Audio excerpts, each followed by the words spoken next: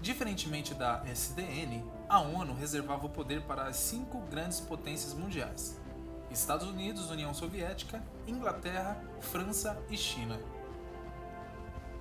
Essas 5 potências tinham assento permanente no Conselho de Segurança e direito a veto.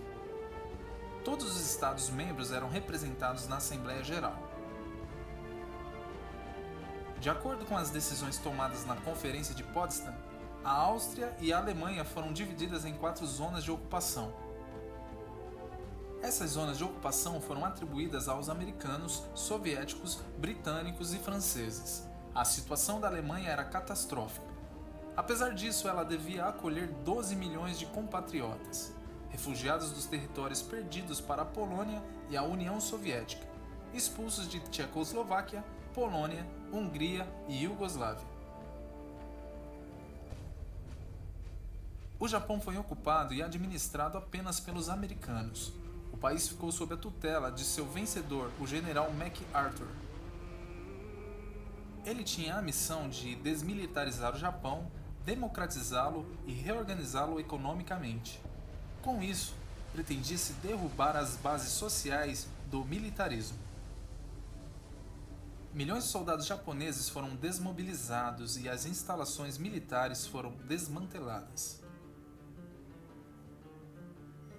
Uma constituição foi preparada pelos americanos e promulgada em março de 1947, instaurando uma democracia liberal. O imperador passa a ser o símbolo do Estado, não mais uma pessoa sagrada. As mulheres ganharam direito de voto. O artigo 9º dessa Constituição previa a renúncia do Japão à guerra e a manutenção de um exército. No plano econômico e social, uma reforma agrária radical foi realizada. Com ela, 90% dos habitantes rurais tornaram-se pequenos proprietários.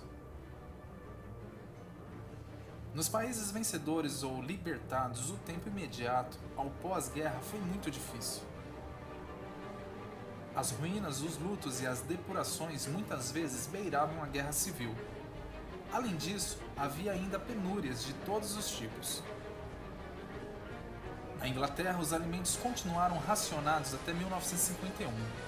No plano político, a Grande Aliança contra o Fascismo manteve-se quase por toda parte até 1947.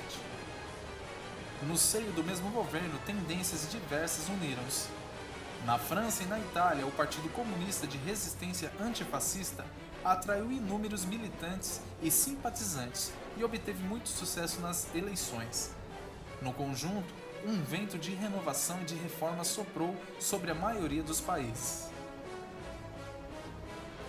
O Estado-providência, esboçado no entreguerra dos países escandinavos, expandiu-se pelo resto da Europa. Sistemas de proteção social, como sistemas de saúde e aposentadorias, foram implantados na França e na Inglaterra. O Estado interveio fortemente na economia para garantir a sua reconstrução, apoiando-se em grandes empresas públicas. Em alguns países, a aliança antifascista não resistiu à volta da paz. Houve conflitos fratricidas. A guerra civil entre os comunistas e o governo de direita começou na Grécia a partir de outubro de 1946. Na mesma época, recomeçaram as hostilidades na China entre Kuomintang e o Partido Comunista, que saiu vitorioso em 1949. Em Pequim, foi proclamada a República Popular da China no dia 1º de outubro de 1949. O recuo japonês na Ásia fez com que os povos sonhassem com a liberdade, deixando de ser colônias. Em 1945, Sukarno afirmou a independência da Indonésia, que só foi conquistada finalmente em 1949. Na Indochina Francesa, em Hanoi, Ho Chi Minh proclamou a República Democrática do Vietnã em 2 de setembro de 1945.